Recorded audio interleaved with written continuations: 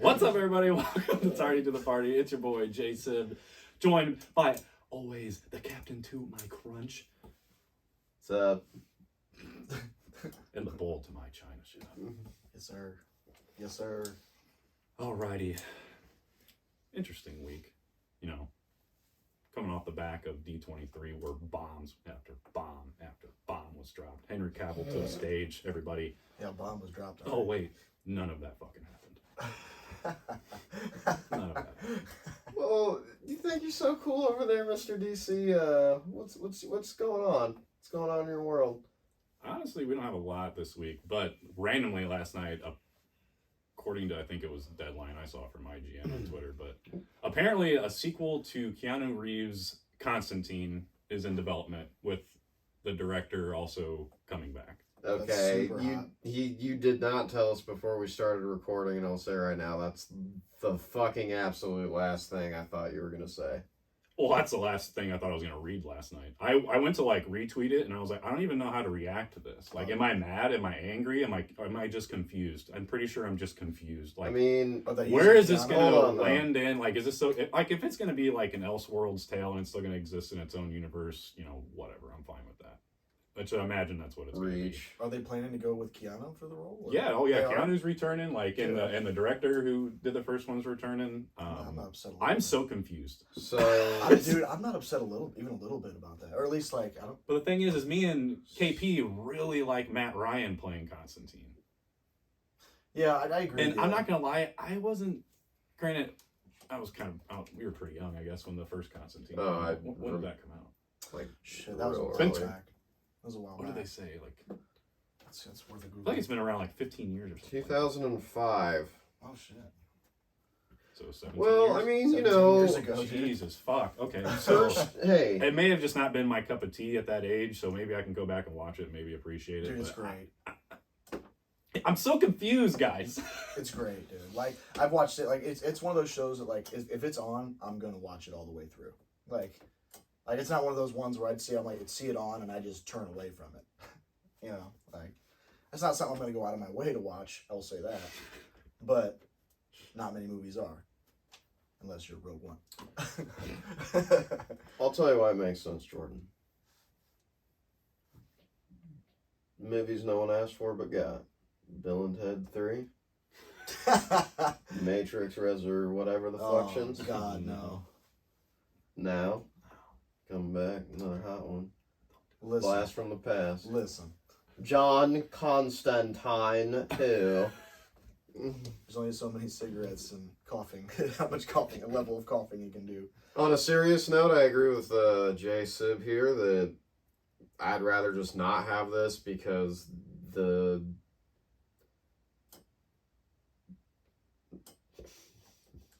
Is that his name? Yeah. I'm trying to think of a clever way to call him something because he's Constantine in all the multiverse of DC. So I'd rather have him. Yeah, same. Accent's perfect for the role. Yeah. And he's his own Constantine show, then in Legends of Tomorrow, and what other random episodes of CW shit he's been in, and even voiced them in the Harley Quinn and he episode this season. voiced him in the Harley Quinn episode, so why would you go with fucking Keanu, who's like, it's like you said, from 17 years ago? Do you think this is just a pure like money grab move because everybody loves Keanu? It's Well, like, oh, let's bring Keanu back. You heard the other two Usually movies he I doesn't- spouted off to you, right? Usually he doesn't. Usually Keanu's not one to fucking. You know, he's one. If he wants to make a movie, he's gonna do it. You know, if he's like with the Wick movies, he says, "I'll make them as long as people want to watch them." Right, and I do remember like there was an interview, I can't remember how long ago it was, that Keanu did mention how he would like to come back and play Constantine again. It's just like, really? See, 17 years later when the DC he's my Constantine. Are they gonna doesn't make, seem to know what the fuck it's doing right now or what's going on, so are we just throwing everything at a board right now? Are we gonna get he's Speed my 3? Constantine, actually. Like, I know Matt Ryan, I've watched him play it, but when I think Constantine, in my brain, it's Keanu Reeves. No. Like, but see, that was my introduction 17 years ago to Constantine. You know, like regardless of what's happened since, you know, cool. But But that was the first. My thing introduction to I got. Keanu Reeves was Neo, so you fucking fuck right off, Keanu. Let Matt Ryan be Constantine. The Matrix can fuck right off after what they did to the movies of the last one. That's accurate, but the first one's still a timeless classic, so whatever. Yeah. Okay. It's even here on the old Internet Movie Database, which I love how like fans will make fucking posters and IMDb's like, yeah, what But, is that? Yeah, that's all I got for DC this week. Interesting. Jesus fuck. All right, let's get into this awesome, exciting D23 news because there actually is some cool stuff that came out of it. Yeah, I mean, Star Wars was up first on the block, and they kind of released everything that we were talking last week, like we would hope they would. Giving us a little bit of Andor, of course, as they've been slowly trickling out over Disney Plus, with the movie release. I think they should just stop with the Andor trailers. Yeah, Just they've stop. already done. The hype is there. Just stop. They've I haven't- already done what they needed to do. Yeah. I It's haven't there, just watched stop. them because I just want to watch the damn show. Yeah, and Yeah. I'm right there with you. Like I honestly I saw that they had another trailer on D23 because I watched like this compilation video of all the trailers, and when it got to Andor, I just kind of skipped it. I was just like, I don't need to see anymore. I'm sold. I don't want to see anymore. I'm sold. They don't got to keep rubbing salt in it. It's like, I just like the one teaser trailer that tells me nothing but shows me stuff, and okay, I'm good on that. Like I don't need official trailer number 1 or Yeah, trailer number 2 that ruins 90% of the story. exactly. That's what I was kind of afraid of. Like when that one popped up, I was like, nah, I'm good. I don't want to. Yeah. Yeah. I want to go in as blind as I can at this point. yeah. The only thing I can say that has been nice about the Andor trailers is that it's so choppy that like they don't expand upon anything that they. So is it like the Black Adam trailers where we've had 3 of them now and we still don't know what the fuck's going on? in the Yes, story? pretty much. Sorry, not to talk about DC. Pretty much. Pretty much. Actually, I might talk about Black Adam later. Now I don't know if I actually really believe this movie's gonna be good. I've had my suspicions as I've told you. But anyway, go ahead. There was a. What was the one I messaged you about, the trailer? Shit. The hot one, the one we all agreed, the Star Wars one, where it's got like Ahsoka, Anakin, Mace Windu, and Count Dooku in it. Is that Tales of the Jedi? Yes. Yeah, that looks fucking awesome. Dude, the only thing that depressed me about that is apparently it's like only 6 episodes. Ye- I think it's like a limited series. And Yeah. I was like, Well, they that's it? can't. Yeah. They can't do a shit ton with it. It's like it could be possibly canon breaking with the Clone Wars I get animated that, but show. it was just like You can't have the amount of hype I felt, and I was like, but hopefully those 6 episodes are just going to be straight fucking bangers, like banger after banger. I'm hyped for that show. Yeah. I was excited to see young Ahsoka and Mace Windu, the return.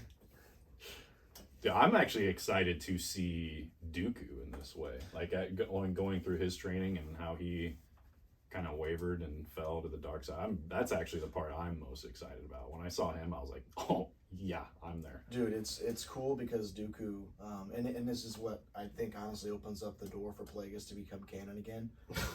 This is that was this story that we're gonna see. Reach. No, I'm just kidding. I mean, it's the whole story. I mean, that's pretty much the whole. There's a section of the book that's the rise and fall of Dooku. And Dude, he becomes Sith because he was already like he left the Order to go get his inheritance for his planet. Mm-hmm. He might have been in love with Qui-Gon. I don't really know, but basically he becomes so distraught with Qui-Gon dying because that was his apprentice, and they saw like literally eye to eye, and they knew the Jedi Order was dogmatic and hated it, and Big Daddy Pops was like, "Hey guy, there's a better way." I got you. Let me hold you. Let me cradle you. Yeah. I can feel your anger. No, it's there's it's pretty cool because that's when he takes his Count title back, Yeah. When he leaves the Order, he takes the Count title back, and that's how he gets his inheritance. And So, do you think the episode then will be all of like those accounts to just kind of explain that 10-year gap between Phantom and Attack of the Clones? I mean, why wouldn't it? You know, Yeah. That's what I hope. that would be par for the course right now. As how they're piecing those parts together, Right. between movies, between series. You know, they're slowly starting to piece those and put those little elements in there, but also not leave out the opportunity to do it again in the future, because they're doing them like we're talking months on some of these 10-episode series. Months go by. Whereas it's been 10 years since the last movie. Yeah. There's that much more for them to expand upon. So, and Georgia just scored again after an interception on Spencer Rattler, by the way. It's called 14-0, Kevin. Not Big Bad Texas, but South Carolina.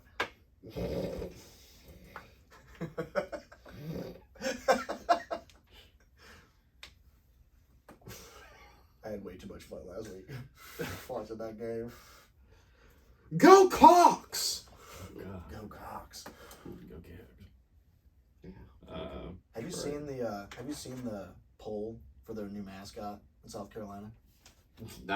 Why do they have one? Because Go Cox is too sexual? Oh no, just After just 50, you wait. 60, 70, 80, however fucking long they've been saying it. So the South Carolina Gamecocks, and they're let's see here. I have to get it up. So why don't they want to be the Gamecocks anymore? No, it's not that. It's like the name of their mascot.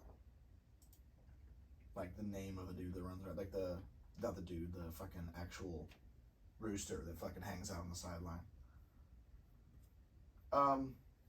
Yeah, it was, so Cock Commander was the one that won on the internet. Fuck yeah. Second place was Cluck Norris. Dude. Okay, we're beating it a little too much here. Got anything else other than a bird? Or chicken related? Cooper was number 3. Because that makes so much sense. At least it's something different. So Cock Commander or Cooper. Cock Commander, just, yes. Fucking college kids.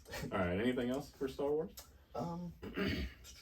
Not really. Nothing that we haven't already talked about incessantly at this point, because we're just kind of sitting here patiently waiting, or not so patiently waiting, for Andor on the 21st. And then and there's still no word on confirming Bad Batch for January 2023. I'm not sure about that. That makes me nervous.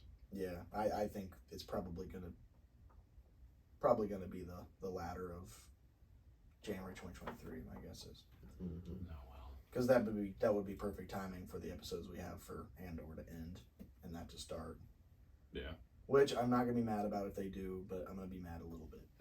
Not like pissed, but You gave me your word. Yeah, like I've been fucking patiently Disney, waiting. you gave me your word. But I do like that they are going back to the animation No, they portion didn't. for Tales. I'm just kidding. Look at DC. Hey, we dropped a trailer at Comic-Con of all these movies that are coming out this year, and none of them came out. They all just got delayed until next year. Yeah.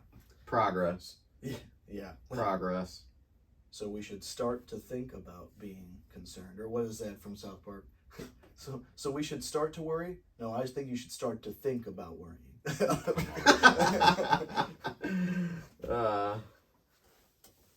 Every time they make an announcement. Do you want to talk about the news about Marvel? D23, the mid Marvel news? Yeah, let's go. Very mid. It's very mid. So, first thing that I thought was worth noting is we got a whole bunch of teaser stuff for Phase 5 and like two things for Phase 4 for the tail end of it that's coming up here pretty soon.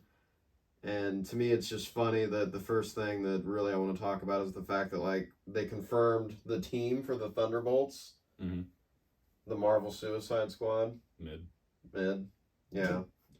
All right. let's just get to it. So, U.S. Agent, Yelena, Winter Soldier, Red Guardian, Taskmaster, Ghost, and then will be led by Valentina as essentially the Nick Fury role. So, no confirmation on Baron Zemo or Abomination, which is, as you said, mid? I still think Zemo's in it because the link they gave to the Thunderbolts on the like Marvel website announcement, Zemo is in the link. Okay, but no Abomination then. I don't know. Which- That's the weird one to me. Unless That's weird. I don't know. Unless they just don't want to say it. There's a Hulk member in the team in the comics, and I know that that's like Well, kind of why we're upset. Well, And we can't get Red Hulk, or they could just recast the yeah, we're upset, character. but we can't exactly be upset at Marvel for it. I don't know, man. I saw the lineup and I was just like, okay, whatever. And like I told you, I was like, like I don't know much about the Thunderbolts to begin with. I get it that they're kind of like Marvel's Suicide Squad in a way, but right, I don't know. Just everyone on there, I was just like, okay, I guess. But like, who knows? When the trailer drops, maybe the trailer will sell me, and I'll be like, oh shit, this actually looks pretty good. But I just thought it was weird to announce the team. I mean, I guess I thought initially it was weird. It's like, okay, you're confirming the team for the last movie in Phase 5, but you've got all this other crap planned in between now and then that is like, to me, a little more interesting and more relevant. Yeah. So then I said, though, I think to you guys that, well, though, if that is the team, we've already met all these characters, so that's probably why just Disney didn't give a shit to say, yeah, this is who we're going to use in the movie. And the plot's unknown, but this is for sure who we want to use because they're like all established like more anti-hero characters than villains. Like they're not villain. Like none of these characters like are really villains, and even in what they show up in, they're just more of an anti-hero that's like not afraid to get their hands dirty. But yeah, so I don't know. We'll see. So we'll see how it goes. Like I a political thriller drama type thing about it, kind of like more like Winter Soldier esque. Yeah, I mean, I think that would be interesting. I might be able to get behind that. I will say, like, I really hope. So obviously, Zemo's probably going to be the villain. I would assume, like the actual antagonist in this movie. That's what my guess would be. And like you said, and even if he's not like the big bad of the movie, I'm sure he'll be like a player. Yeah, a player, and I think I agree with you that it probably will like be a more political, like espionage, like threat, whatever. Just nothing like super high fantasy or sci-fi. Because aren't all of them? I mean, I know people have like pointed. I know like one of the complaints is it's like what, like 5 of them are like super soldiers or have like the super soldier serum in it. Like I know like the complaint was they all have like similar U.S. Agent, Winter powers. Soldier, and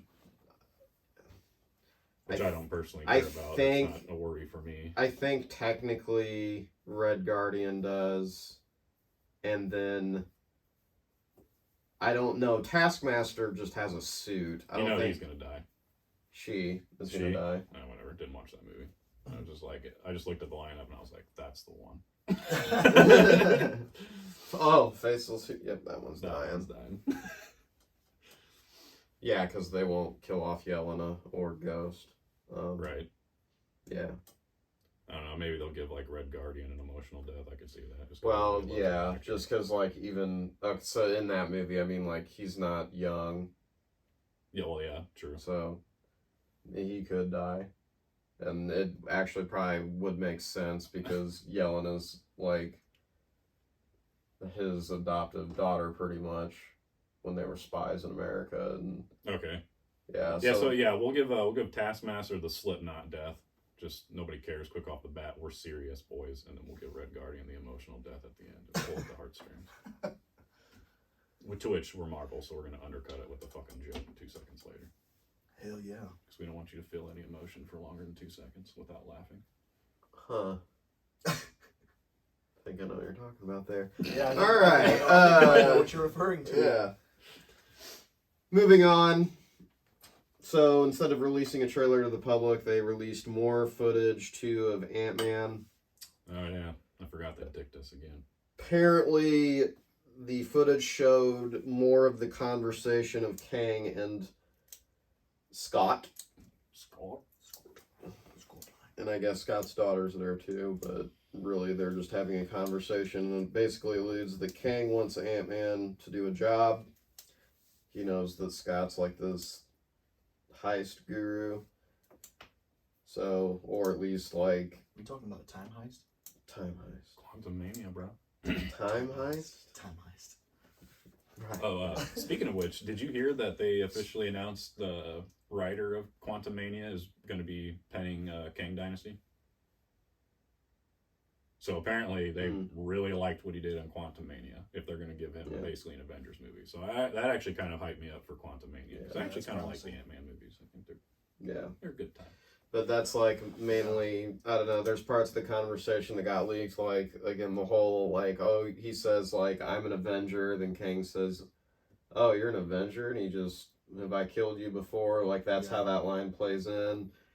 Kang explains, like, I guess it cut, like, they didn't really say, like, the specific job, because obviously it would probably give away the plot of the movie. Mm-hmm. So, cuts to he wants him to do a job, and then Scott tells him no, and then they said that like it ends with Kang like choking him up against a wall and says some other shit of like along the lines of you don't really have a choice, something of that nature. So it will be Conqueror. Interesting.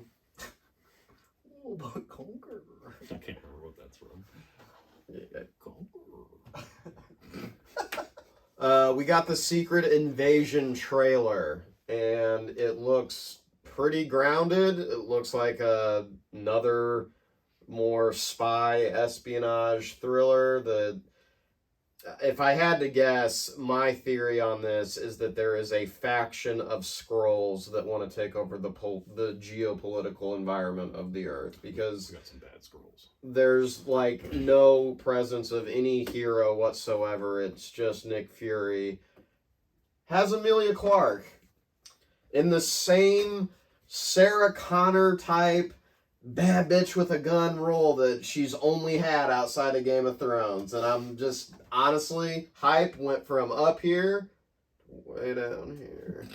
Don't, like, kind of saw that was going to be her character, and I was like, okay, that's fucking lame. How'd you feel about her in Star Wars as, was it Kira? Or? Kira? Yeah. That's what I mean. It's like, again, just, okay, badass bitch with a gun, cool. Yeah, pretty. I don't know. I feel like I also haven't seen anything else that she's ever been in, though, other than fantasy action shit. So maybe I'm being too harsh. I just feel like it's... Do you think it's because of, like, the preconception of her in Game of Thrones that changes the way that you feel about her as an actor? And Oh, other things? 100%. I mean, that she's Khaleesi, and that's... You saw her getting her cheeks beat by Momoa, Oh god.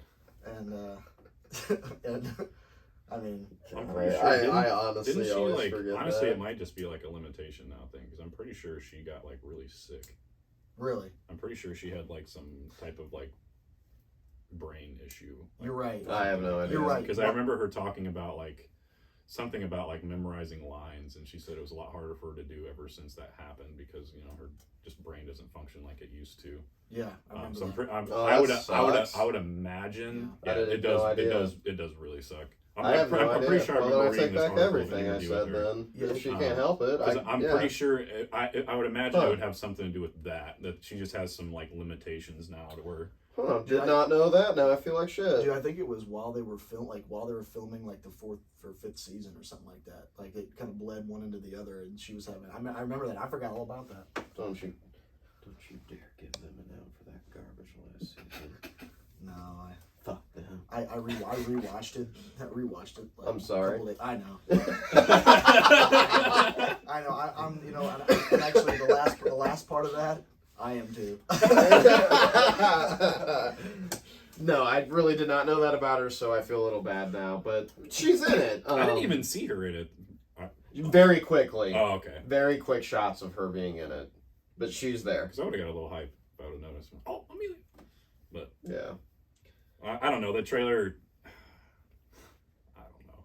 it was kind of nothing. I don't know. I know they've been setting up the scroll thing for like a long time, and I've never weird, cared, though. and I still don't really care. But it's weird because in Captain Marvel, like, they weren't the big bad villains that they are in the comics. Right. So it's been weird, and it's now okay. So now you're gonna do Secret Invasion, which is a plot line where like it's real bad what they do. Like they basically murder a bunch of Marvel heroes, and then like they take on their persona.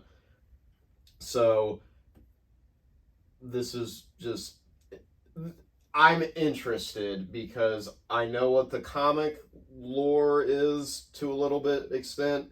So knowing that they cannot do that with this show or else it would break the shit out of their canon, I would like to watch it just to see what is this show going to be about. I think that's kind of why my hype is also just not there, because Marvel has proven time and time again they don't have the fucking balls.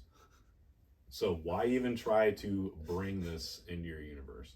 Like, the Skrulls are just going to be a bunch of fucking S.H.I.E.L.D. agents and maybe Hawkeye.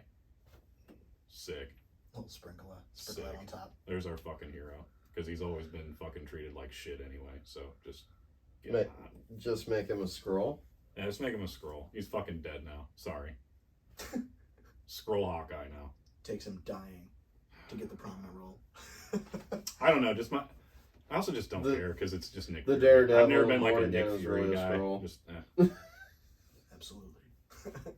just like That's why he likes the only orange reason- and red suit. you know what? I am interested. What the fuck has Nick Fury been doing this whole time? So he's just been out sitting on a out. fucking ship, just biding his fucking time while Yes. he apparently knows an invasion is starting or happening, but he's just gonna take his time chilling in space as it all. He's What been the fuck? he's been sitting out in in the Sword space station, just been chilling out there like for the last.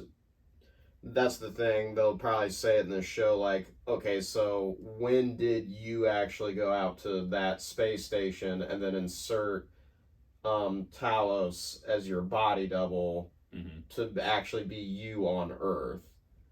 Because that's the thing, is like why it's interesting that at the end of the Spider-Man Far From Home movie, like we got that extra credit scene, and it's like, oh, whoa, what? It's Talos and his wife? Like, wait a minute. And then that's been left open this whole time. So now we're finally getting some explanation there. So I don't know. What do you think it's just going to be? Because, like you said, they've kind of established in this universe that the Skrulls, for the most part, are like They're good. They're not bad people. So, what do you think? There's just like a division of Skrulls that are bad or that are rebelling and Possibly. something like that. They might be like, well, you know, these humans are for the most part primitive and we can rule them and then we can try to have our own empire like the Kree were doing to everyone else. Because really that's what it is in the comics, is that it's both of their empires are at war, and really they're both just antagonists to usually the Marvel heroes. So very odd, but we'll see what it's about. We'll see. Hopefully, you know what? My only hope is I hope they take some chances with that show. Take some genuine chances that have some actual stakes in that show.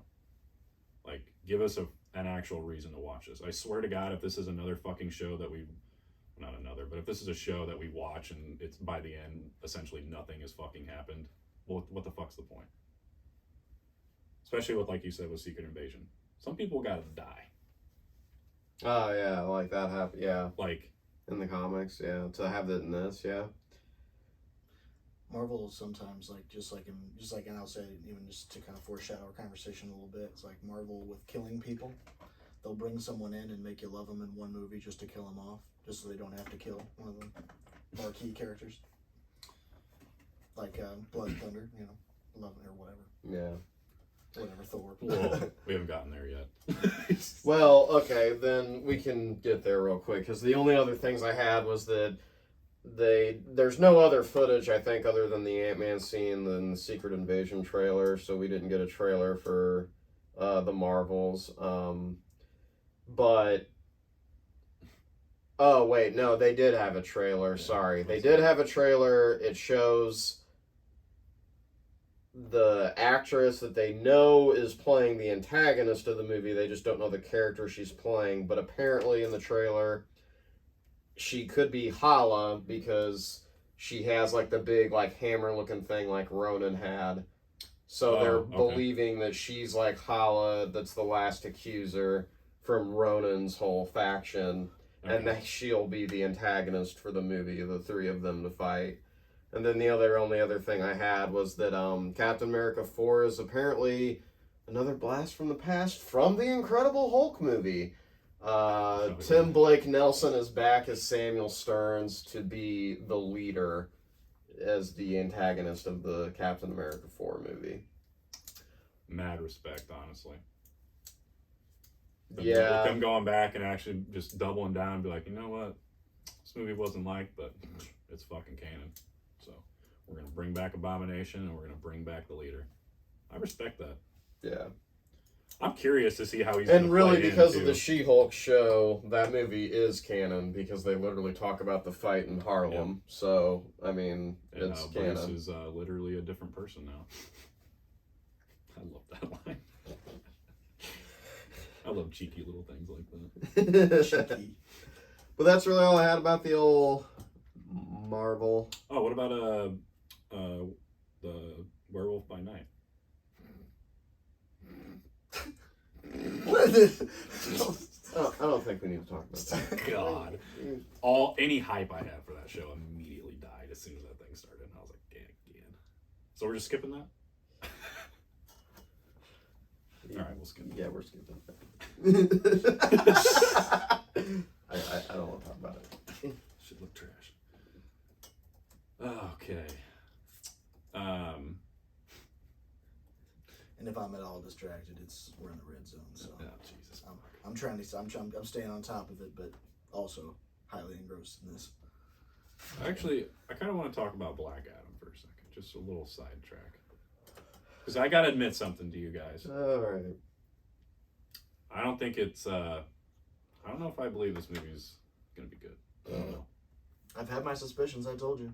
I mean, it seems like it's going to be another Rock movie. I just wanted to at least throw that out in the ethos. So if it does suck.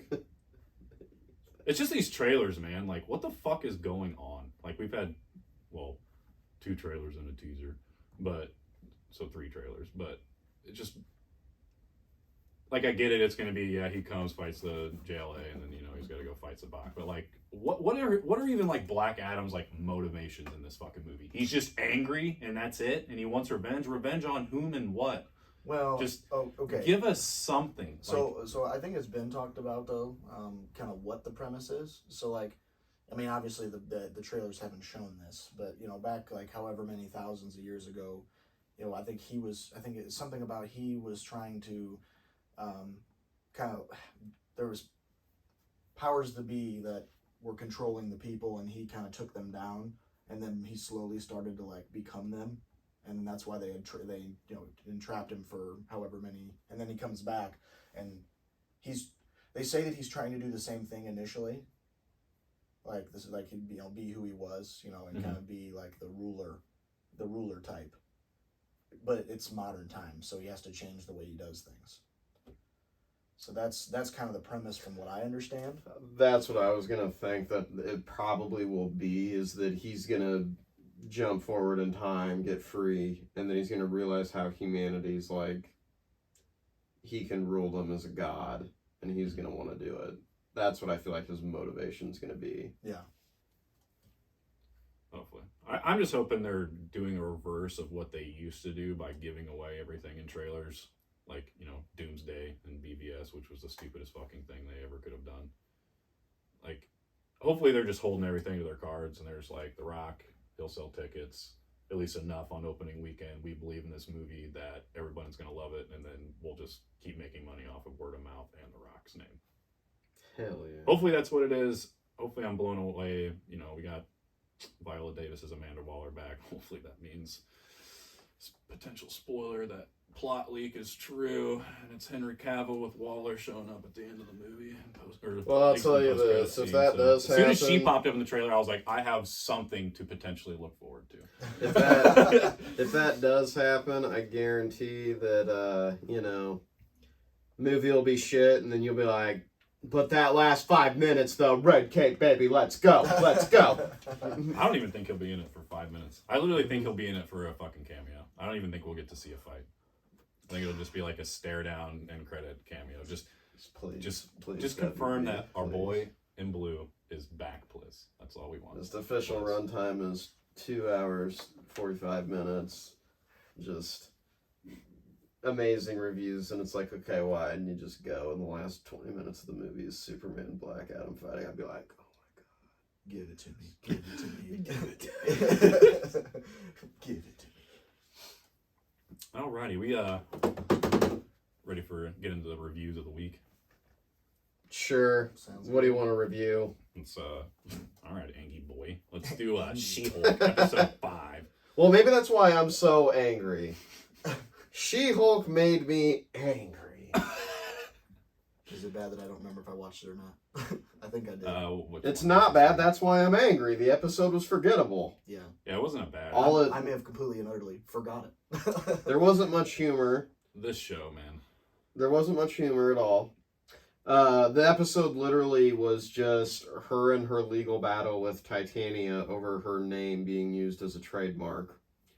And the big laugh about it is that she basically has to resort to the fact that she eventually accepted the name She-Hulk because she made a Tinder profile and got laid using that Tinder profile. But, I mean, yes, she has, like, all these dudes come up and they're like, oh, yeah, dude, I went on a date with She-Hulk. I mean, you had to have liked that you said you're the former wrestling character David that was Otunga. back. What the hell, his part was funny.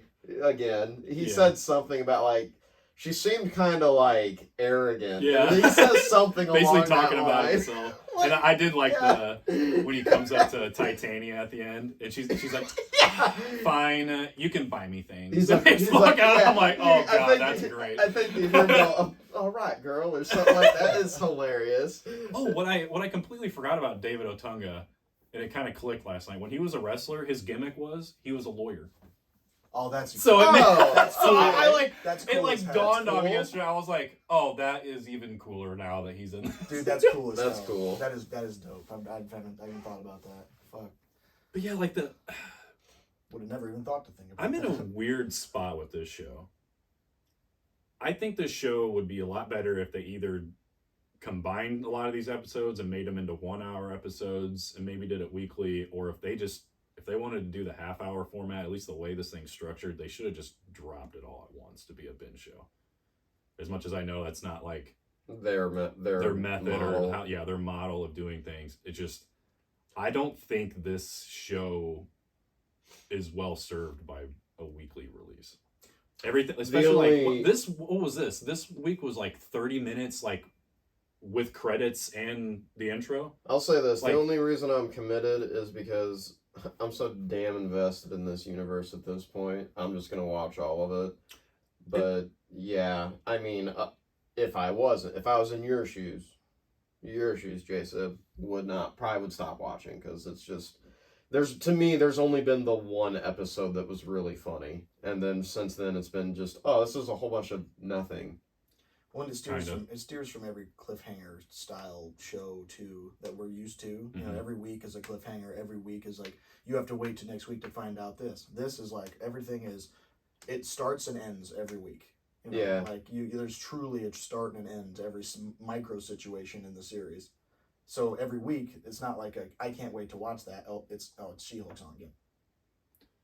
It's like, yeah, this show's just in a weird place for me. Like, I don't hate it. I don't think it's bad by any means. It's just very, very just okay. I feel like Yeah.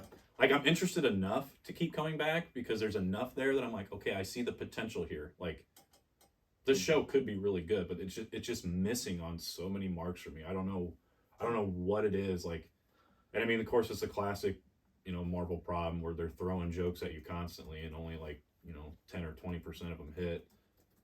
But it's disagree. I don't know. It's just like you said, like it's just the show's not as funny as it was that one episode. What was it, episode 3? I think. Yeah. I don't know. Pretty sure it was 3. I feel like honestly the show would be.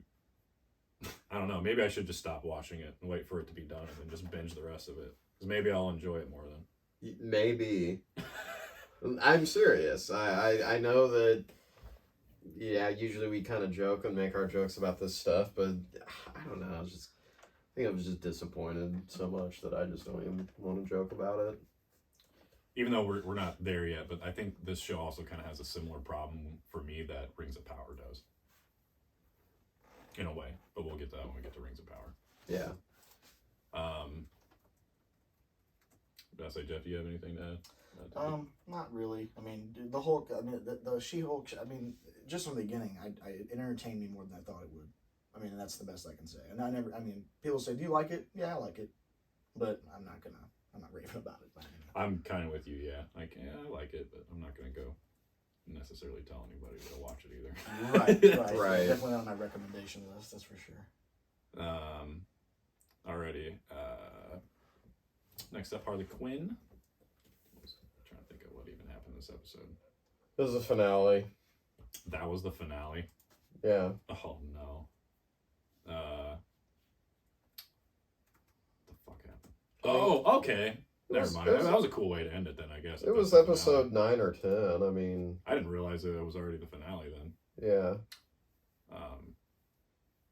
Yeah, okay. So I would say it was a good episode then, but like, yeah, not as good as some of them. Like this episode or this season had some pretty great episodes. I forget when I heard Giancarlo as Luthor. I was cracked up just at the voice itself. I was like, I totally forgot that he was fucking voicing him, and it's just so funny because it's just also like his character from The Boys. It's just like that powerful rich man, and I just was dying.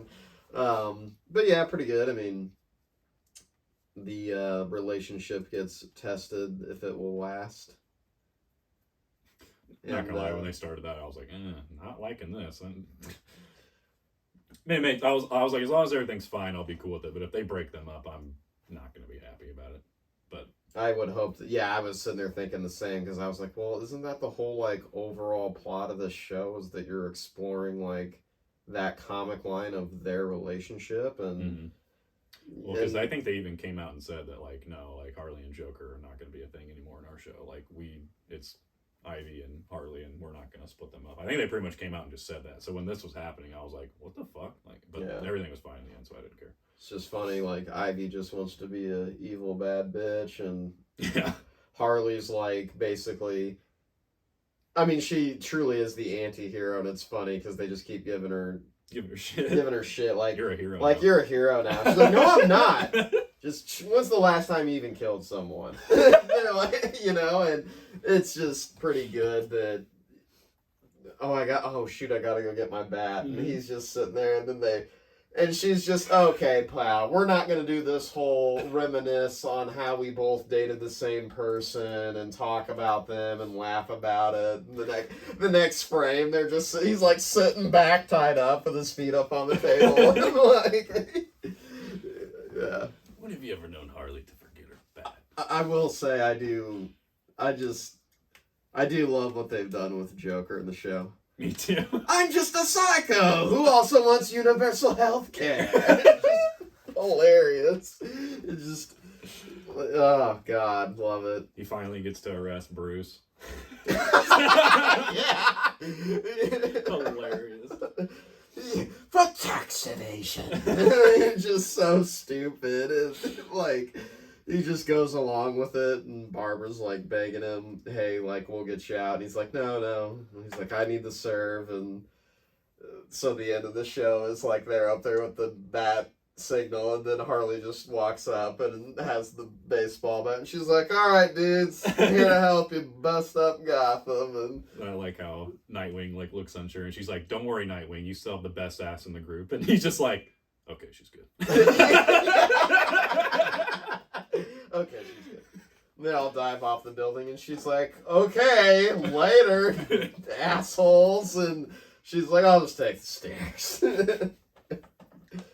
Oh man. I'm sad though that we don't have any more Harley Quinn this year, but But that's a cool way to end like it, you though. said, it's a good way to end it, because now next season we'll see like the whole season of her helping the Bat family, because she just wants to be an anti-hero. But Ivy's like, I basically hate humanity still. So that's gonna be pretty interesting next season. Oh, the other thing, when he fucking shifts, it was I, Clayface. And the guy's like, that's how Billy Bob does it. He's a shapeshifter. Like, they don't even accept that he's Clayface. They still think he's Billy Bob Thornton. Oh man, that was so funny too. Oh god. This show, I fucking love this show. Oh, Dynamite show. As like wacky and zany and stupid as it is sometimes, it's still like what I love about it is it still at the end of the day stays like faithful to like the characters for the most part. That's why it's genius. And that's it's an adult. It's just it's so good about this show. It's like the Fox adult cartoon comedy series, but for DC characters, and it's basically more around the villains, and it's just so funny. This might be I'm not gonna have to. I'm not gonna babysit Bane. Don't worry, he'll be relocated to a different office. Just shit on Bane. I need to catch up still, so. Oh, sorry. No, yeah, no, you do no, though. I'm just sitting like, back there's a 'cause lot of funny I need to- episodes. I need to this like. season was great. I need to dedicate my time to it. That's why I'm like now that I have so many seasons to catch up on, I need to kind of watch it cohesively. At least like maybe have one or two at a time. That's what I'm trying to do with Marvel right now. Yeah. Just Build it back up. Swamp Thing and Nora are a thing. My God. So good. Yeah. We did get renewed for another season though, so thank fuck we got more Harley. Yeah, Quinn that's coming. not. They're stupid if they think they're gonna let that end or go anywhere. Like, that's a good move. Thank fuck. That's their best show. Don't axe your best show. We don't need that axe. That a lot. Yeah. All right. Alrighty. So I guess what did you guys think of Harley Quinn? Leave it in the comments below. Hello. All right, let's move on to Like and subscribe. like and subscribe. Let's move on to Rings of Power, episode 4. We are officially at the halfway mark of Rings of Power. Starting to feel it. Starting to feel the slow progressive, like, starting to feel it. Like the urgency's starting to be there. You know, it's like it's about to drop. You can feel like the tone of the show is about to drop out. I just feel like they're taking their sweet time. Like, they're doing what I always complained about with Game of Thrones. And it's like they're just taking their sweet time to get to what you want. Mm-hmm. And it's like, I don't want a big payoff, though, at the end. Like, I want the plot developing as you're in the middle of this big conflict, and then I agree. I want the payoff at the end to be give me that first opening scene of Fellowship, but give me like a whole hour and a half of it, just that battle. So I don't think that'll happen until like towards the end of The whole the show. whole show. Yes. But I don't know. completely I'm just agree. kind of upset that, I mean, there was some cool stuff this week, but it's just like this is taken. It's the fact that its we're time. halfway through now. It's like, yeah, like if this was like I'll even say like a 12 episode series, I'd be fine so far. We're halfway through now. Let's fucking go. Get somewhere. Let's go. Yeah, get somewhere. I thought like at the end of episode 3, that's what I thought. I was like, all right, we've got everything set up. We can see where everything's coming and connecting together and lining up. Next week, we're finally going to get some hotness. Nope. We're going to stay in these fucking places we were last week for another fucking hour, and hardly anybody's going to move. And literally the only thing that happened was that, oh, cool, the basis of how the dwarves discovered Mithril, which I knew before they, like, as soon as he pulled it out, and he said something softer, lighter than silk, but harder than iron. I was like, oh, same line from Fellowship, gotcha, so that's Mithril ore. They're just now discovering it. And then the Isle with Numenor, I think that is really what this episode where it hits, is like, okay, so Galadriel's still in the same spot as last week, and it doesn't feel like anything's happening here. Oh, except for, you know, what happens at the end of the episode. Because even with the elf that's captured by the orcs, like, there's some development there with He's the plot. only character this episode that actually moved anywhere. And yes, like you said, his plot actually developed. Well, his plot, and then, like, the humans that are involved in his plot as well. True, so, like, true. because Yeah, actually, no, you're old right. Crazy Eyes walks up to the little kid and just, "You're one of us, brother." Like, you know, I'm not gonna like, lie though, just- dude. When what is his name, Theo? When he like actually used the sword for the first time, That's he was like, sick. and I was like, oh, and then it just comes out like a smoke lightsaber, dude. I was like, that's fucking hot. Yeah. That's hot. And the orc's That was- like, "Give that back," and he's like, "Ah!" I was like, "Oh, this is awesome." Dude, when I was watching the episode, that was literally like the thing. I was like, I can't wait to talk about the fucking sword. Dude, I was like, yeah. I was like, I can't wait. It's power. It's not a weapon. Have you heard of Sauron? Right. Yeah. Honestly, when he finally like grabbed his arm, I was like, oh yeah, the line from the trailer. Have you ever heard of Sauron? Yeah. So that was the big highlight, was that narrative. But yeah, the Elrond and Durin, it's like, okay, you're still in this goddamn mountain and nothing's going on. Which again, okay, whatever. At I'm not least gonna lie, I actually like the Elrond and Durin stuff. That's actually one of the few things I do like. Like because because they we didn't the get it in table the scene. movies, so Well, yeah. Like the that, table well, scene. they also the dinner feel scene. like, in a weird way, I don't know what the best way to necessarily put it. They just feel natural when they talk. Like they're one of the few characters that when they interact with each other, they don't feel like they're speaking like fantasy speak. They actually feel like they're real life characters. Like they actually feel like they have backgrounds, and I I know what you can mean. actually feel their friendship. Like I actually believe it. Yeah. And there's other people in the show that just come off so fucking dry, and I'm just like, oh god. Well, that's why at first I really the table scene where, like, you know, in the mountain when he's, you know, demanding that he stays, you know, or his wife is demanding that he stays. I'm like, at first I'm like, this is kind of fucking goofy, and then you're like, okay, the interaction, it's purposeful, you know. Yeah. I for a while there I'm like, this is fucking, come on, like we go from fucking orcs slaughtering people to this, you know. It's like, you know, but the more I watch it, the more I'm starting to get that part of it. Yeah. Because I don't know shit about the lore, so. Love that. Okay, so actually I was talking about this with my buddy last night, and we can't remember, and I didn't look it up. So I was saying how on a couple weeks ago, the other episode, I like, oh, that was like one of the first goblins that came into the house. No, it was just one of those orcs that's literally in the Southlands. So it was all just orcs. I was totally wrong. It wasn't a goblin. But what I think is like that, obviously, the elf character that's in charge of all the orcs. Adar. Is that what the name I think is? it's Adar. Like, I Adar. couldn't. I'm probably gonna have to end up watching this with subtitles on, because like there's parts. That's where, what I do. there's parts where I'm It'll like, help you. I'm like, Jesus, what are they saying? Like, I have my volume up to 50%. Like, good God. Like I feel bad. I I can't. have a ever- sound bar and subwoofer, by the way. Like, I'm bougie. I I've can't. got an audio system. I should be able to hear them.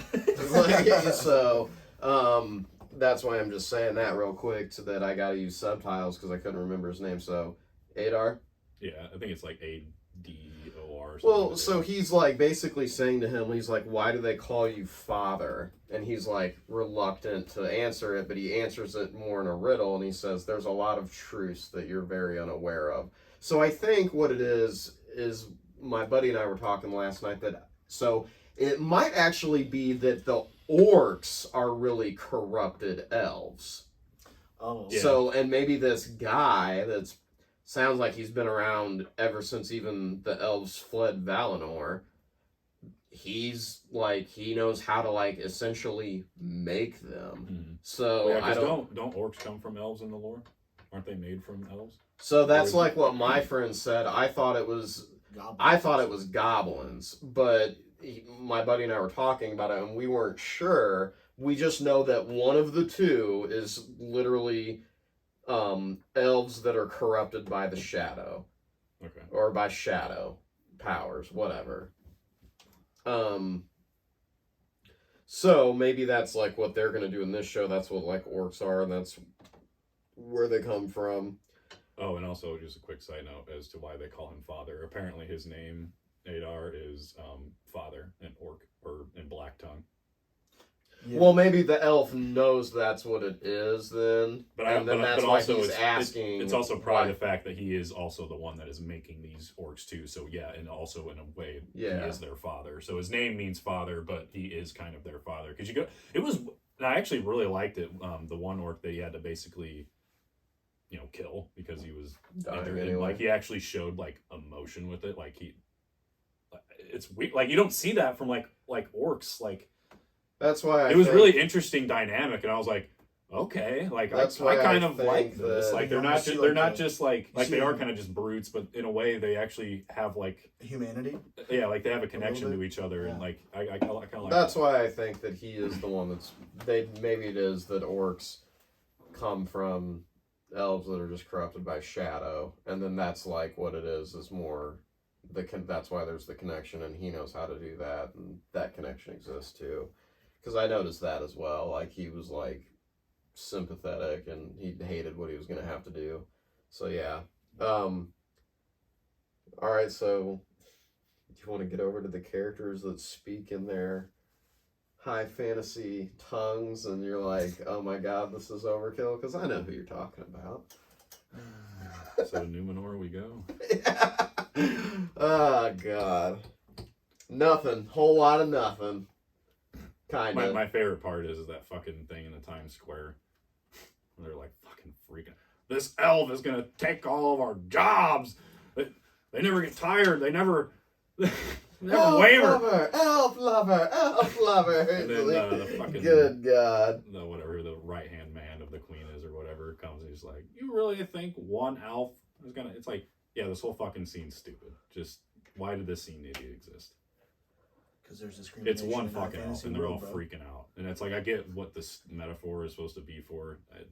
So I think they're just trying to establish that the people of Numenor are like so coddled by their high society that they're stupid, and like what's gonna happen is that so the Queen Regent had first we see it as a dream, like she sees a massive tidal wave that's coming to wipe out the island, which I'm pretty sure is in the lore, like that's why they're gone and they're not around in the Third Age.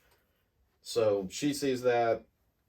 And then, really, it fast forwards that she then shows Galadriel that she has a Palantir stone. Mhm. And she's like, yeah, just touch it. And she's about to touch it. And she's like, wait. And Galadriel's like, I've used these before. And she's basically like, not this one. Was it her dad or her uncle that made? Was it her uncle that made them? Galadriel's? Galadriel's, yeah. Was it? Was it her uncle that made those? Could have been. I think I saw that somewhere. I've been trying to educate myself. As you can see, it's doing me really well because I'm not confident in it. So, anyway, yeah, she touches it. It hurts her. Thought she had need like Tommy John surgery. TJ. My boat. I need TJ. I need TJ. I'm gonna get the TJ. Touch this orb. I need TJ. So essentially, yeah, a whole lot of nothing happens for us to just see that, which is like now there's a plot narrative for the queen to agree to like get people off the island. Like she knew that really that's how they're gonna have to continue. So this is actually, I guess, how Gondor's gonna start, because they're gonna have to leave the island en masse. And like Elendil was saying, you know, step forward, like if you're willing to come. And I think what's gonna happen is there's gonna be a lot that leave, but more stay behind because they're like, y'all are crazy, and then they're gonna get killed because I assume it's what it is the powers that be from Valinor that are probably actually evil right now, or just gonna ransack the island. I don't know. I don't really understand like why this tidal wave is gonna crush them, but it is. So do you think this is where Isildur is gonna take like the seedling from there to eventually I would assume grow in Gondor? I would assume they're gonna take a seedling or something so it can grow in Gondor. It was kind of cheesy, but I did kind of like the whole. I could they see sent it. her off on her own in her own little, And I little could boat, and then all the leaves started to fall. I was like, that's a nice touch. I could see it too, where like they just take it, like the people that are in power, but then what's gonna happen is that they're gonna get to Middle Earth and they're like, oh man, this place is shitty and it's very dangerous, and then like Elendil is gonna end up being the hero that like leads the whole like, you know, caravan of people to like make a new society, and they're just gonna say like, okay, well, we want Elendil as our king, and they're gonna believe in him and his lineage. As they should. He's a fucking badass. Right. But yeah. Like I said, this show is overall the show kind of just taking forever. It's just like, and it's in a like it's good. Like I'm entertained enough, but it's just like, yeah, we're halfway through, and I'm like, come on, give me the actual hotness. And also in a weird way, I think another thing that's kind of bugging me is like, this is not what I thought the show was gonna be at all. Not like, from that first episode. Like, and I don't know. Originally, I thought this was gonna be like the story of. That's why it threw me off in the first episode when they already showed Sauron and that they know he's back. It's like, I thought the whole point of the show was going to be him coming back in secret and being in disguise among people and maneuvering and convincing them to do his bidding and tricking them into eventually making the rings. It's like, I don't understand how this is going to necessarily happen at this point. Like, it's in a weird spot where it's like, oh, we know he's back, evil is spreading, but at the same time, like half the population doesn't believe it's actually happening. I don't know. We're in a weird Harry Potter spot where nobody believes Voldemort's back. I don't know. That's a fact. That's such a solid comparison. That is, yeah, That's that's such a solid. That's so solid. So I don't know. Hopefully this trajectory of the show is He's back. it just goes straight down to pure hotness. If it does that, I'll be okay with it. But God, if we get another episode 3 and 4 for 5, I probably gonna pull my hair out and lose my mind. Because this shit's going at a fucking snail's pace. Yep. I'm losing Yep. my mind. Yeah, I feel like I'm like I find myself scrolling my phone after I watch this for like it feels like 3 hours and it's been like 20 minutes sometimes. Also, apparently, if you pull up the X-ray technology on this, on certain scenes, it'll apparently show you what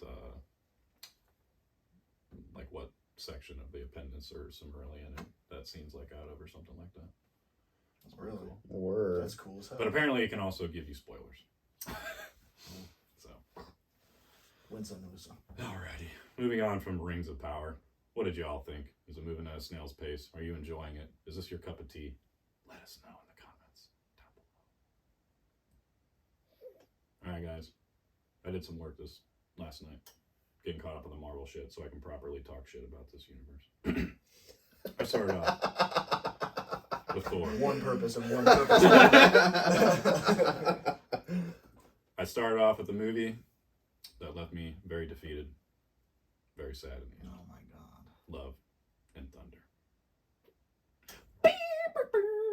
God, this did not feel as metal as Ragnarok, that's for sure. I don't even understand why they kept that whole dynamic thing, but this movie, Guns man. N' Roses is fucking overrated. This movie. Yeah, so I don't hate it. I'll just say that. I don't actually hate it that much. It's a very mixed bag for me. It starts off really great, really somber, with the great Christian Bale, the GOAT. Set up this villain awesome. I kind of agree, like how some were saying this could have been like the most relatable or best villain since Thanos. I could see that. Unfortunately, they wasted that. So immediately after, the somber beginning, it just immediately goes to jokes, jokes, jokes, jokes, jokes. Thor being a fucking idiot for the next 2/3 of the fucking movie. And then it finally gets okay and good-ish at the end. Want to do any more deep dive into that, boys? What was your opinion, KP? I heard you love this movie as well. What? Love this movie? I think we call this Bull and the Haters this week. Bull and the Haters. Bull and the Haters. I don't like. Oh, I know. I think you're Garbage. I think for once you're actually lower on a Marvel movie than I am. I don't hate this movie, but I just don't. I don't hate it, but it's like, you said, like it starts out like with a real somber and serious tone, and then it jumps. For me, it jumps right into the jokes, and at first it was like, yeah, this is pretty funny, but then it kind of just keeps beating you on the head with them as the whole movie progresses, even as they're like... And the same jokes over and over again. They're just beating you over the head with jokes, like, while they're, like, trying to progress this whole serious plot narrative of, like, this guy's a god butcher and he's going around killing gods and we need to go to the other gods and ask them for help. But, like, the whole time it's just, like, there's no... Oh my god, like every Marvel movie ever. There's no serious tone at all. Like the problem... every Marvel movie almost ever. Well, the thing is that the movie I got before this, I got to watch a bad bitch fuck up 6 people. And then this movie comes out and like, okay, so I'll say it again then. Jay already heard me say it when we were talking about it a little bit. This movie has a character that's named the God Butcher, and you see him kill one god in the first 5 minutes. And then after that, he's just like this. Speaking of Voldemort, looks like Voldemort. Yeah, it does. Pale white and just has. So apparently, that's also why they didn't go with the no-nose look like he is in the comics, is because they were afraid he'd look too much like Voldemort. So that's why he still has his nose and doesn't have like the tentacle thing. I mean, that makes sense because I mean. Yeah, I could see it. Pale white looks like, I could see that actually now that you say that. So that's like what I'm upset with, and yeah, this movie was just deciding to be more. I mean, it's a rom-com. That's what this movie pretty much is. That's the actual focus of it. Appropriate because of the title, but I don't know. I would have liked to see a little more of the God Butcher butchering gods than just off scene, like, oh yeah, he killed this one. That's really the other thing too. So for sure he kills one. Then the only other god you see that he killed is some giant creature that Thor knew. Yeah, that shot's actually ripped straight out of the comics. That shot of him in the ice with the big beast. Nice. Yeah, like I don't know, like I said to you guys, like when I messaged you in the group chat last night, this movie just felt like a movie of two tones. I feel like there's 2 good movies in this movie. One with the straight up rom-com, and one where there's the more dark and somber, serious tone. I feel like they could have made 2 different movies out of the storyline that could fit that, but they instead just mashed them into one, and I just don't think that works. It's like weird because it's like this movie, in a way, kind of like is like playing and catering to like, hey, like kids can watch this and get this message, but then there's like other times where it's like that doesn't fit either. Like like a little. Scary I don't know, like especially like the scene big when giant they first demons and spiders are gonna come kidnap you at night. Just okay, kind of serious. Then we're right back to. Then we're back to the kids have been taken and Thor's making jokes about eating the children. It's like.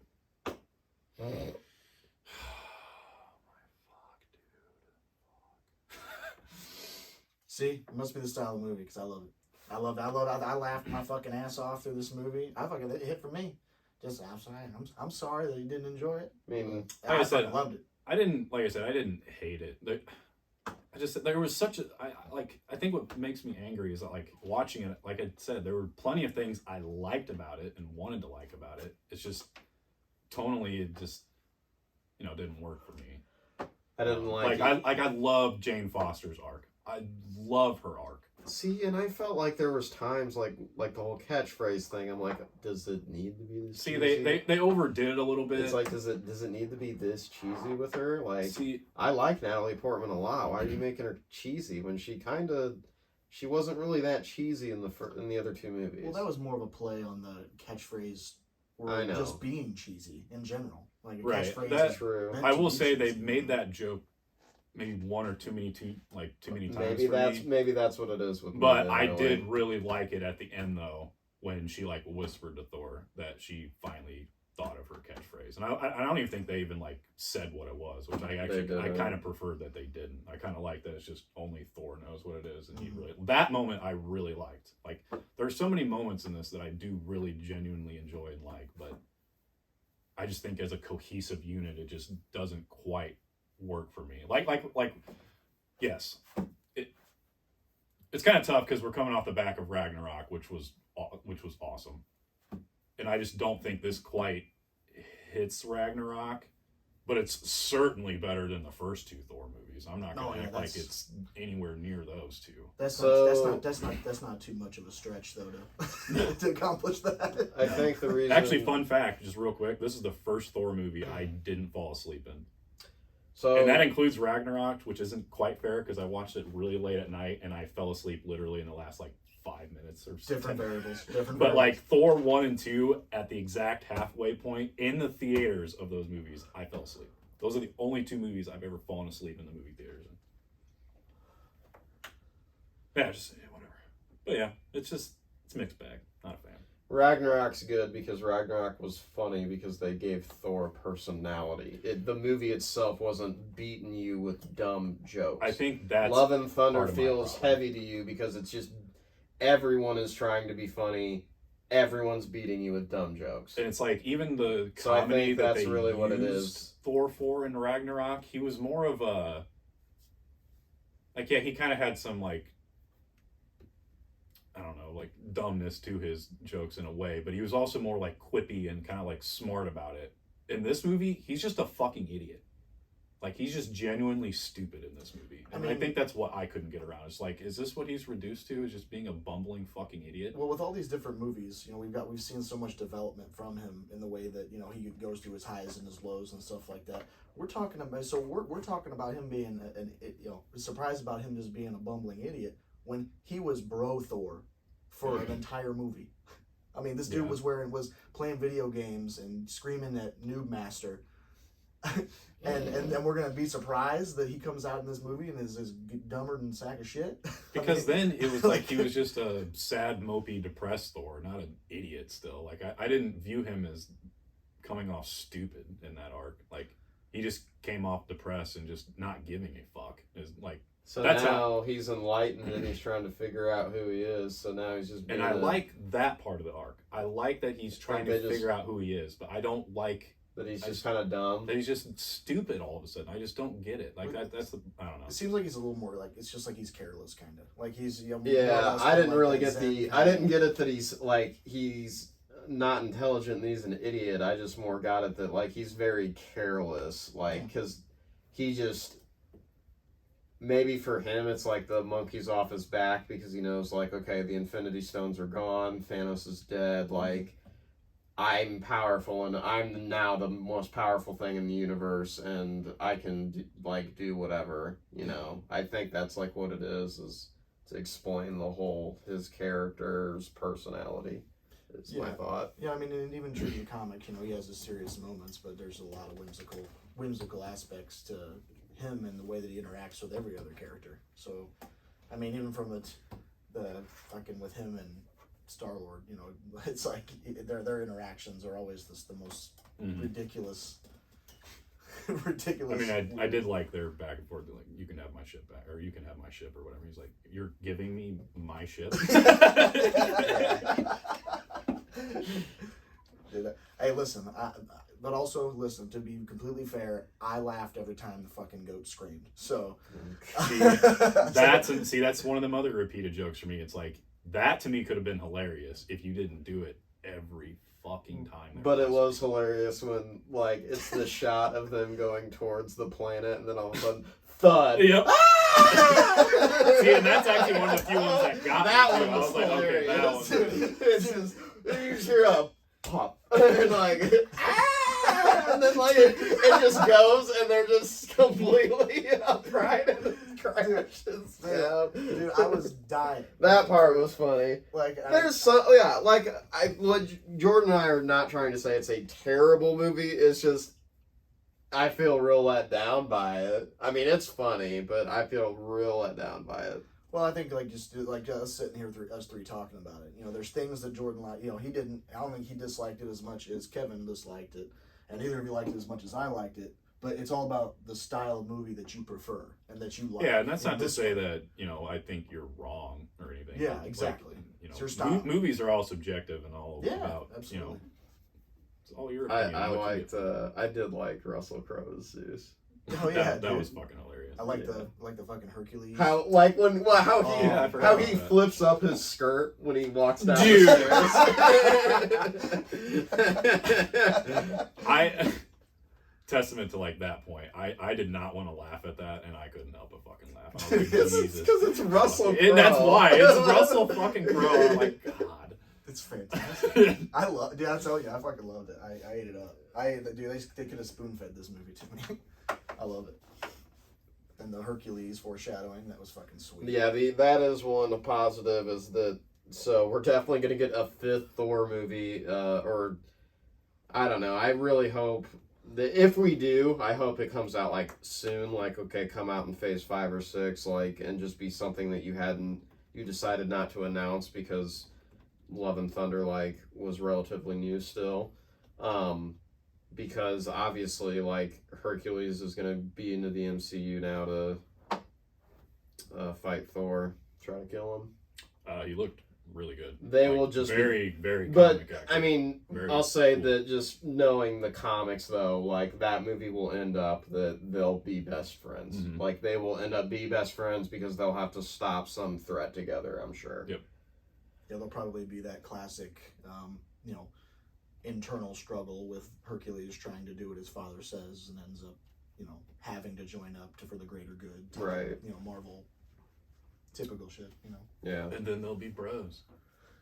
Bro Thor and Bro Hercules. Bro Herc.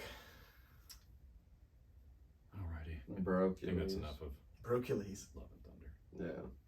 So then I decided That's to fine. watch a good Marvel movie afterwards. Yeah. Thor 1. Shang-Chi. Thor Did 1. oh, yeah. I watched Shang-Chi last night as well because I was like, Fucking that was a so little bit of a good. downer. I heard love this that movie's movie. great, I so I'm fucking gonna love plug it. this in. Love it. I love that movie. This is what Marvel needs to be doing 100%. more of. 100%. This movie was awesome. Hell yeah, dude. Loved this movie. Like, and I'm actually surprised that because I'm not usually anything that Aquafina is in. She usually annoys the absolute shit out of me, and I actually loved her character in this movie. I was like, oh, Yeah. congratulations, you actually made me like this character.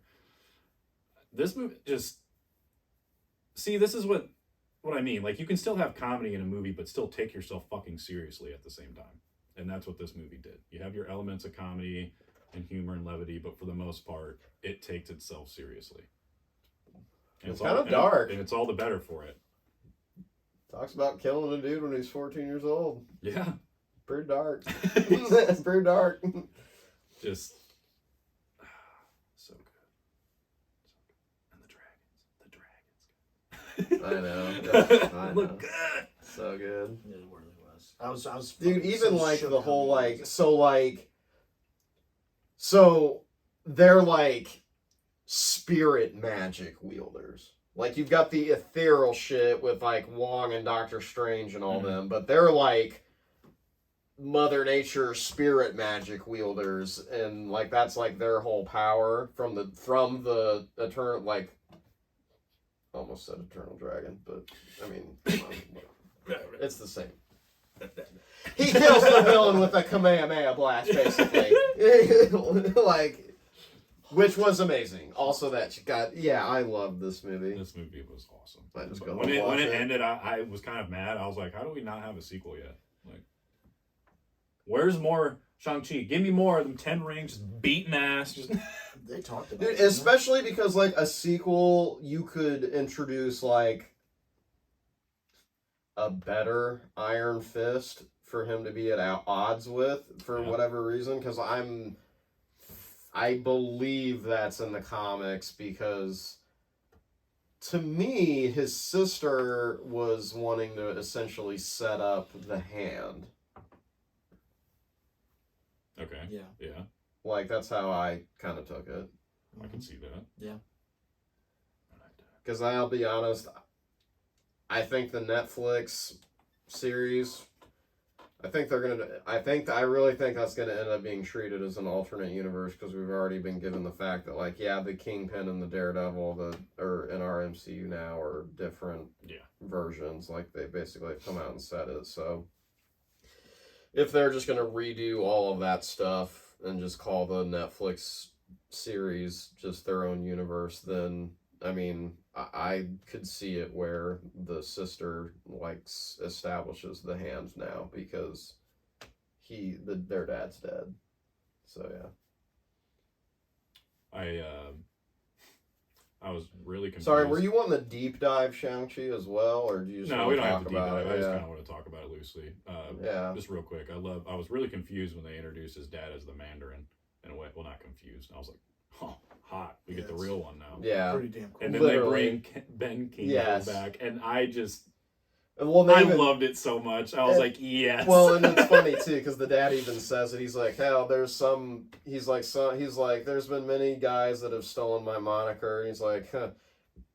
He basically says even some billionaire white American, and he's talking about the villain and like the Iron Man 3 villain, and Yep.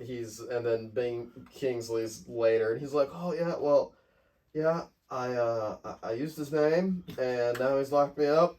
And you can see him, just like the little like no faced like furry winged creature. yeah, I don't know what the hell it was even supposed to be. Like Trevor was his name Trevor, Well, that's Ben Kingsley's character name. but isn't that what he named the little? Maybe he might. I have named can't it. I remember. can't remember what his name was. Or no, it was like maybe it began with an M, like Maurice or something. But it was just funny to me because he's like, oh, you can see him, yeah. Oh, thank God, I thought I was crazy. And he's like, or something like that. He's just, that was good. But yeah, like you said, that movie had a balance of like action, somberness, and humor. Yes, and the action was awesome. And It's a kung fu movie. It was and amazing. I could tell by watching it. I was like, "Is this Jackie Chan's stunt team?" Look it up. It's Jackie Chan's stunt team. No wonder why the fights were fucking awesome.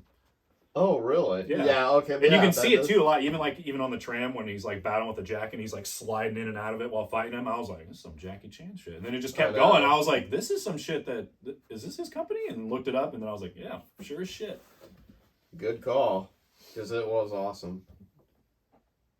Banger. Bang. Let's get to the notes so we can finally finish this Bad Batch off. And then wait for God knows how long.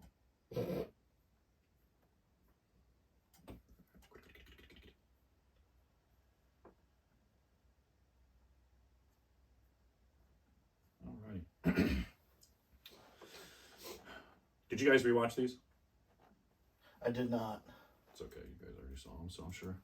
I did not, but I've seen them, and I remember the last two pretty well because they're pretty good episodes.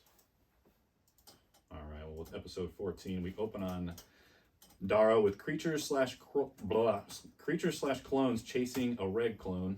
They stun and capture him. Batch gets a call from Rex in a cloak clearly undercover, it seems. Team seems split on. They seem split on if they want to continue the mission for Sid to get paid or help Rex out since he'd probably help them out. Rex thinks everyone Wrecker, I think. Says everyone has a good point. Back to Camino, the Admiral calls for all available clones to be deployed. Crosshair is told to keep an eye on the Kaminoans until the time is right. The Empire canceled their contract with Camino. Cut back to the Batch arriving on Daro. The Batch find the beacon the Reg left behind and follow the dragging trails of his body being dragged. Snake orders Wrecker to escort Omega back to the ship. Once again, Omega getting the fucking shaft back to the ship. Snake, Echo, and Tech walk up to an Imperial military base and see a squad of troopers along with a ship landing. Snake and Tech feel outnumbered and want to go back to the ship and reach out to Rex. However, Echo brings up the fact that Snake risked it all to save his life. So the three decide to go in without Omega and Wrecker. Just a side note, these clones here, they saw one with like the light up like blue visors. I just wanted to note that they look pretty sick. Also, the civilian troopers are called TK troopers. What does TK stand for? I'm not sure. Let's see. I've been waiting, and I kept trying to rack in my brain. I was like, what the fuck does TK mean? Let's see. Batch find the Reg. Oh, they find the Reg, but at the time I was not 100% sure that was actually who they were looking for, because they did a piss poor job of confirming it. But his name's Gregor. Gregor is also a defective clone. Delta Squad, baby.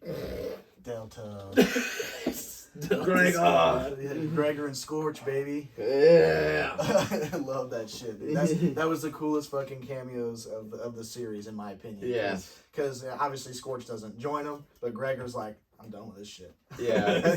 Clone Force 99's like, come on with it, Bad Batch. You're one of the Bad Batch now.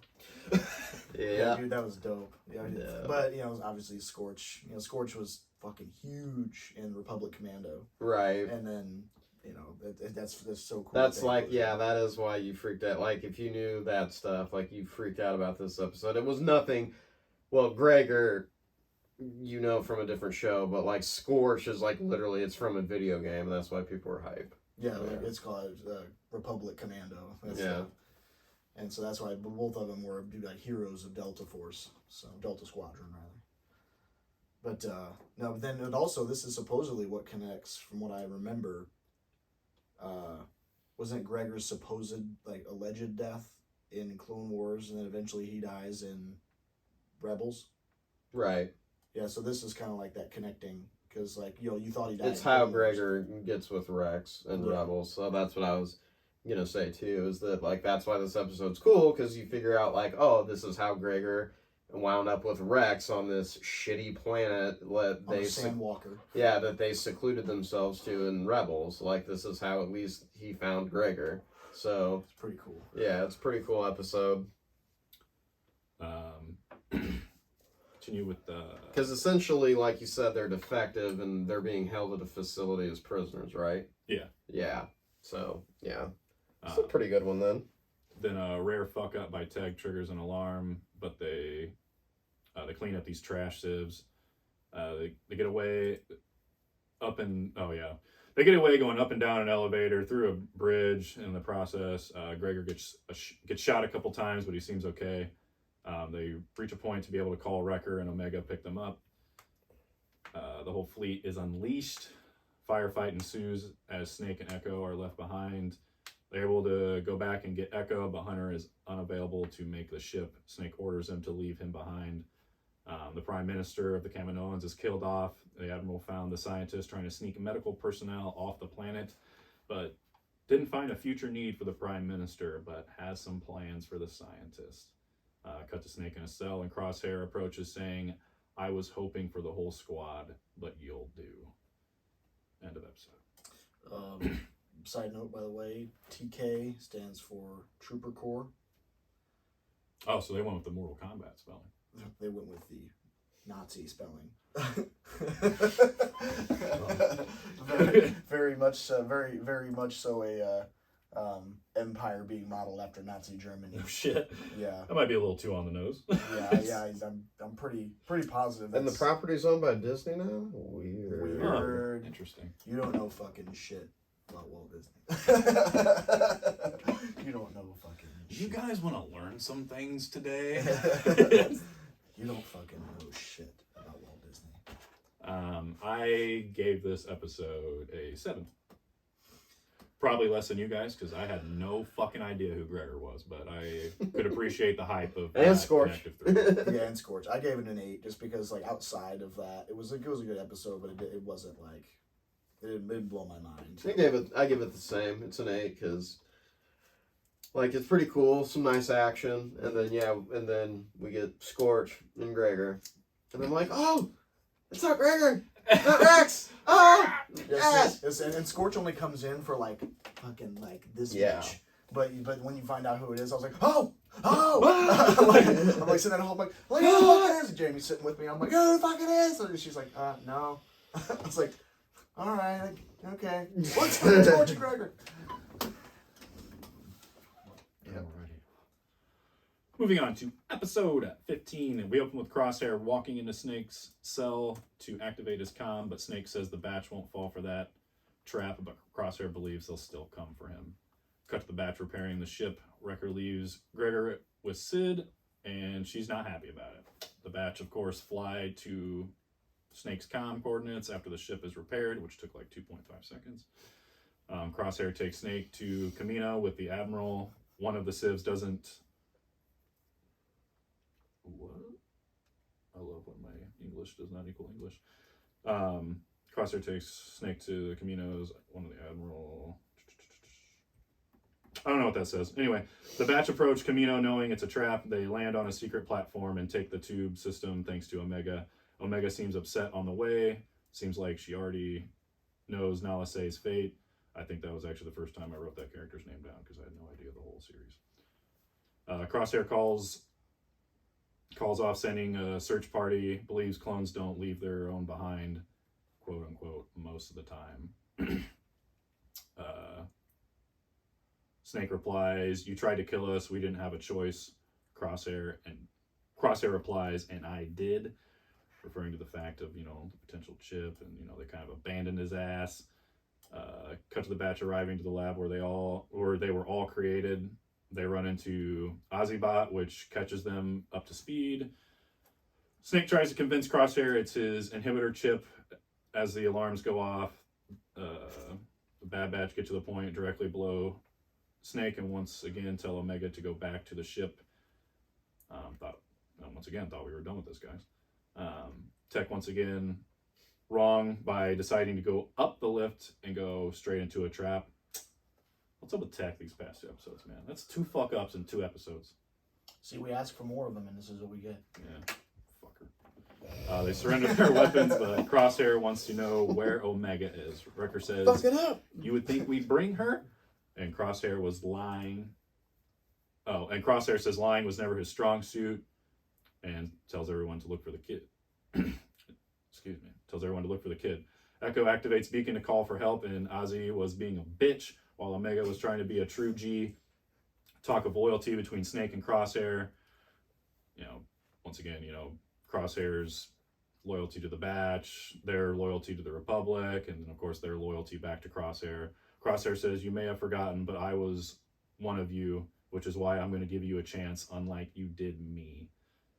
Pity party. Yep. Pity The Civ party, troopers Crosshair. start to worry. Omega is found.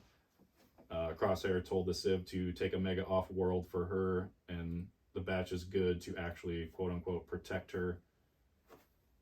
While trying to convince them to join the Empire and become brothers again, Snake asks how they can trust him again. Crosshair orders the clones to stand down, and they refuse, so Crosshair just murks all the mofos, proving his loyalty and trust. Ozzy and Omega take out a clone, wherever they're at. Crosshair continues to convince them to join the Empire and to not make the same mistake twice, but Snake says no, but they were never his enemy. Omega unleashes the droids and chaos commences. Snake and Crosshair fight, but the Batch eventually join together in the end to defeat the droids and get locked in the room by a Civ trooper. The Civs and everyone leave with the clone tech and begin approaching to fire on Camino. After droids are defeated, Snake tells Crosshair to forget the Empire, that it's just his chip, but Crosshair says that he had it removed long ago, This but is who won't I am. answer when. Snake is forced to stun Crosshair. They decide to take Crosshair with them off planet. Episode ends with the batch running back inside as the Empire begins firing upon Kamino. Great episode. Pretty great. Pretty great. Oh, fantastic. And honestly, the coolest part of it for me was the Anakin Darth Vader esque Crosshair, like to join the Empire, then you'll have purpose again type. You know, Mhm. that attitude Yeah. sells him. And the conflict that he has with still like throwing the little pity party. Yeah. So I was one of you, but you forgot But me. you know what? At the same time, he wasn't telling lies either. He No, wasn't he telling wasn't. lies. He was not That's telling why lies. this episode's great. It's like he wasn't really telling lies. No, he wasn't. And he made the choice to join the Empire because he knew, like, that's what he saw as the better option for this new galaxy. And I think he was more hurt. then than anything the that twist he left reveal him. when he tells Hunter, he's like, I did this willingly, like, my chip was removed long ago. Mhm. So you said that Hunter did ask him when and he wouldn't answer. It just never gets It never really specified. gets specified, but Oh no, yeah, because he does ask him, but he just straight up doesn't answer the Yeah, he question. says when. I think it's right. And Like then that's I his think it initial. just cuts to another scene or something. But he Yeah. straight up just ignores the question. well, part of me wonders if it was when, like, after they flamethrowered his ass, like, if it was during that is when they actually took the chip out, Yeah. and Kind of makes sense. he was like, yeah, I'm still gonna be loyal to you guys. Like, I never needed that chip. Yeah. Yeah. Like one thing I was thinking too was like what you were like talking about when they cranked his inhibitor chip up. Mm-hmm. That was Kaminoan that was trying to save their property. That could have been when. Yeah, she might have fried it instead. Mhm.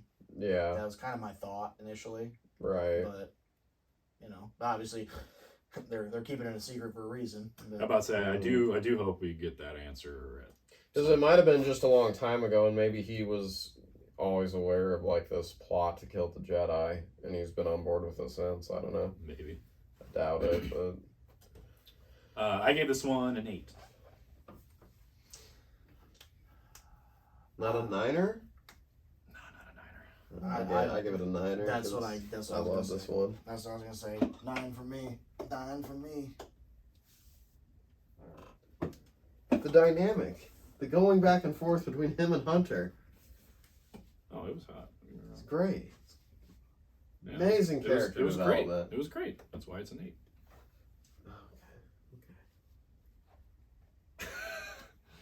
Get to the last. You gotta realize, like, a 9 for me is basically like a 10 because I don't give 10s. I don't. They confuse Yeah, me. we get it. You're cool. No, just to me, 10 out of He 10 said we means get it. perfect, We and to get me, it. that nothing is perfect. Yeah. Of course, you could go down the line that 10 out of 10 is a masterpiece, which if you want to abide that, then yeah. Oh, here we Episode 16 finale. Ew. Open with the batch running undercover inside the building. All platforms get kicked down. Omega and Ozzy, along with Crosshair, get split from the batch from an emergency door closing. Crosshair is stuck under rubble. Ozzy and Omega save him just in time as the batch try to get the door open. They eventually flush them out the door and close it behind. They continue to make their escape, but everything collapses. Everyone hanging from a ledge. Strings, cables, whatever. It's dramatic as fuck. Music is all over the place. Shit's hitting the fan. They fall deep into the ocean floor. Sucks to suck, kids. Their segment begins to... Oh, yeah, because they're still in their train car. Or whatever you want to call it. Begins to hemorrhage water as the glass is cracking. Running away leads them to their old room. Snake and Crosshair get in the room, talk about throwing away all those... Oh, yeah, talking about throwing all the missions they did together. Snake says they both made their choices.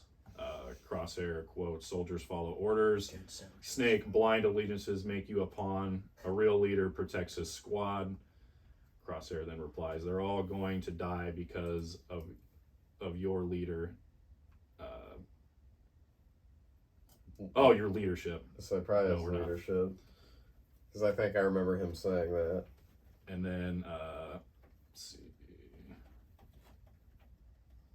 Omega suffers the train too. What the fuck?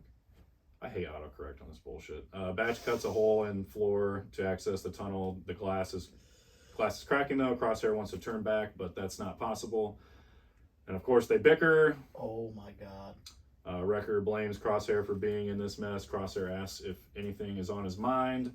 Wrecker says they would have taken him back anytime. So they eventually fucking make up, I guess. The team moves forward thanks to tech, but a giant creature attacks because suspense. And we're in the water in Star Wars, so we always gotta have a big fucking fish come up. Hey Kevin, 78-yard touchdown from Brock Bowers. Dude, Yeah, who the fuck cares? They shock it to get away and climb up a tube. And I'm not gonna lie, I have a note here. 13 minutes in, and I wish this finale would fucking start, please. Is what I said. Damn. They make it back to Nala Se's lab. Omega is older than all of the batch, we find out. Tunnel to Marauder is broke. Crosshair talking shit about taking Omega's advice, leaving it up to a child, tries to talk Snake back into joining the Empire. Quote, all you'll ever be is a number. Omega sits with Crosshair, asks him if you never liked Kamino, did you? Omega says she was wrong, that the inhibitor chip made him feel like that. Ozzy guides them through the debris thanks to Crosshair's idea, but his batteries are running low.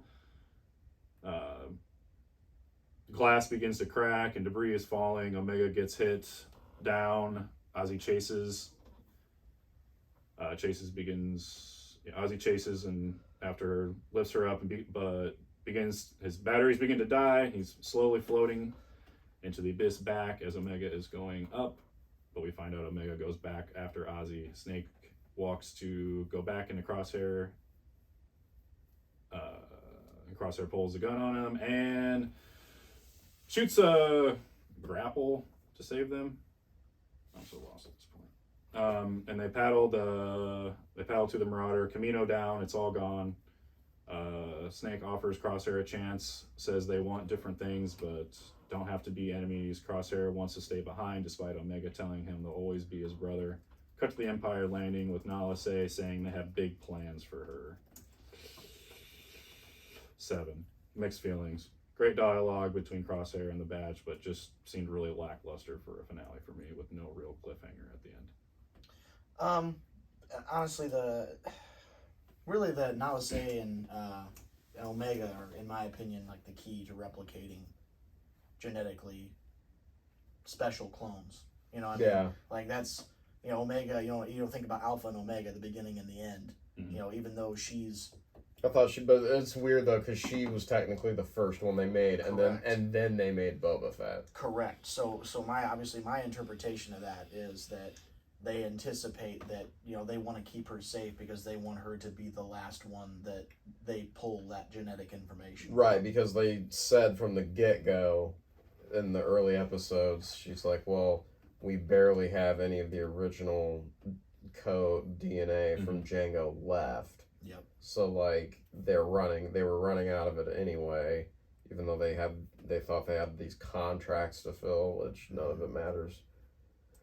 Yeah. But I mean, that scientist did get away though. Yep. To teach the Empire cloning and dark science. Pretty much. Secrets only the Sith know. No. You're wrong. No. You're wrong. Well, You're fucking wrong. it's not, cloning is not really Wrong. dark science. It's just, Exactly. That's what I'm saying. Like, That movie, fuck you. But I probably have to cut that out. So back to the review of this episode. Yeah, I did feel like you, Jordan, a little, where you said that. Did you say something like 15 minutes in, you're just like, okay, get to it? Yeah, 13 Yeah. minutes in, I was Yeah. I just wish this fucking finale would start already. Yeah, and that's why I can't rate it too high. I would say the finale as a whole is probably like a 7.5 for me, because it did drag on a little more than needed, but it was cool to find out. They basically confirmed what everyone was predicting anyway. They were like, I'm pretty sure that Omega is the same age as Boba Fett, and you know, you can think of them as like a brother and a sister, and they're both like 11 or 12 years old at this point in time. And then, yeah, when they're like, oh, yeah, Omega's like actually older than all of us. Like, yeah, the realization in that kind of, this come to Jesus of who she actually is a little bit, not a lot, but a little bit. I guess that was decent. So I guess the confusing thing for me though, because it gives me hope that in one of these live action shows we'll have Omega just show up and. Hey, cue the CGI Leia. Hope. I mean, I'm just saying.